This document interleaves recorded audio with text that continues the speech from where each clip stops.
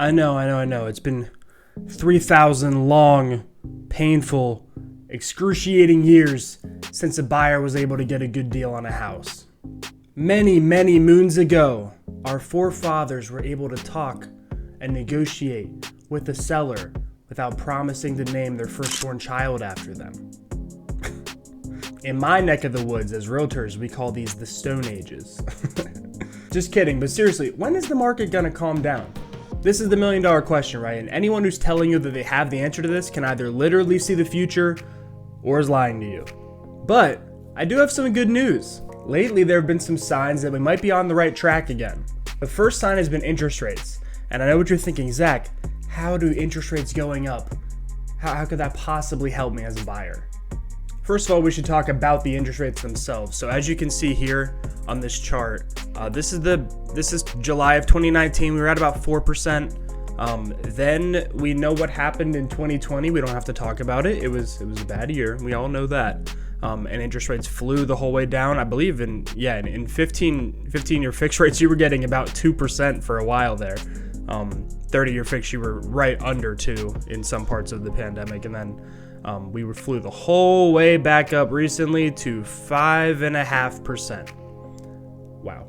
So I know what you're thinking, Zach, how does my interest rate going to the moon like Dogecoin possibly help me? So let me explain. As interest rates continue to rise, less and less buyers are going to stay in the market. A lot of them are looking at the market going, this is getting too expensive. I'm not getting the house I wanted anymore. I'm out. I'm not interested in this anymore. And you might be one of those buyers at home right now.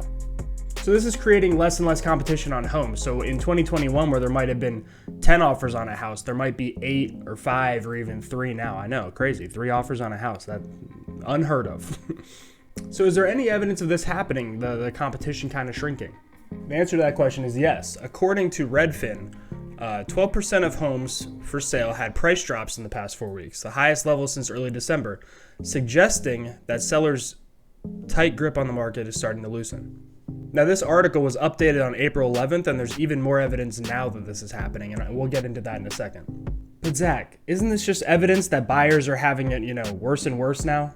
In my opinion, this could kind of be our mini step 1 toward housing market recovery, and I'll explain more about that.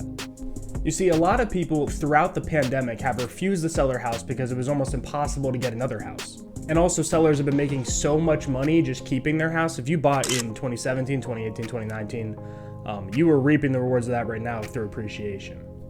However, now that there's less and less of a buyer frenzy and there's, more and more discouraged buyers, sellers might have the opportunity now to say, hey, I'll actually sell my house because I might be able to get another one that I want. And yes, we are seeing evidence of this.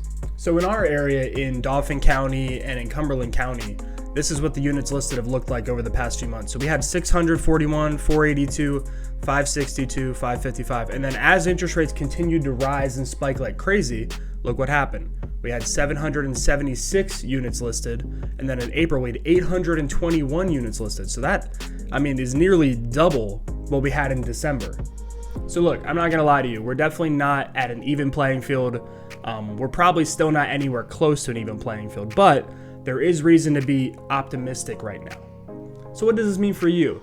If you're a seller at home right now, or maybe you've been considering selling, maybe upgrading in the future, it may be time to sell. And I'm only saying that because, 6 months ago would have been a better time to sell, but it looks like maybe 6 months in the future, you might not want to be hanging on for another 6 months.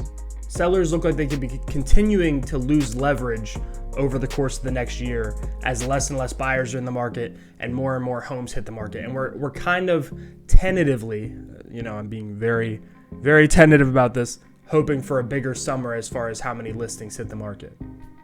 And if you're a buyer, I would also try to look at this optimistically.